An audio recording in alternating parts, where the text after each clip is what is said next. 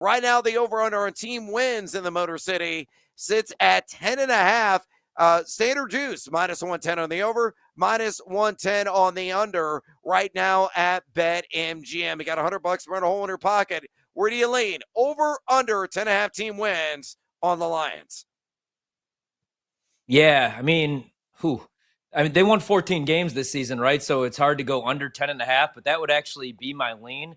I do think that there's going to be a regression on the offensive side of the ball, even with all those weapons. I love Jahmyr Gibbs. I think he should be a 3-down, every down back. As much as we like David Montgomery for fantasy purposes, I think Gibbs needs more touches.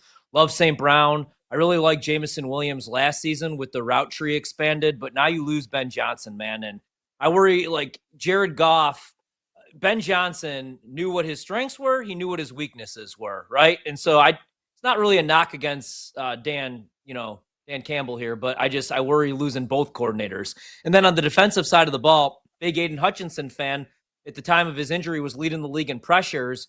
But is he going to be the same player year one coming back from a broken leg? I hope so.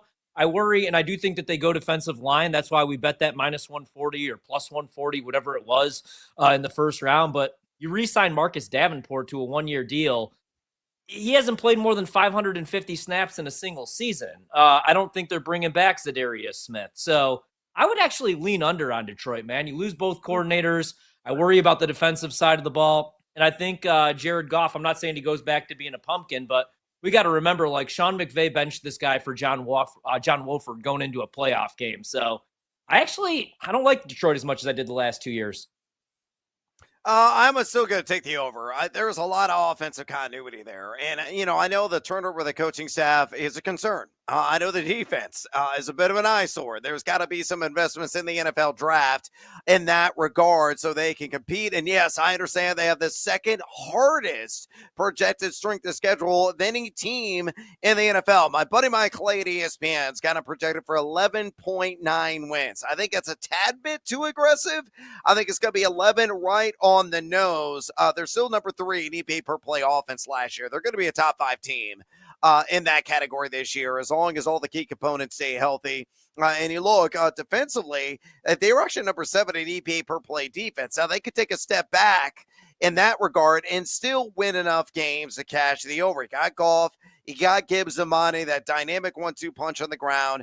I still got St. Brown. J-Mo certainly flashed at times last season, and I love Tim Patrick, especially you fantasy fans out there. We're going to get him in the beer fuzzy hours of your draft, right? It's going to be like round 13, 14 before you take that kicker, before you take that defense. Just add him to your bench, because if, God forbid, something happened to J-Mo or to Amon-Ra St. Brown and his target share were to spike, he's a big body receiver. He had his touchdown kind of streak flourish there toward the end of the year.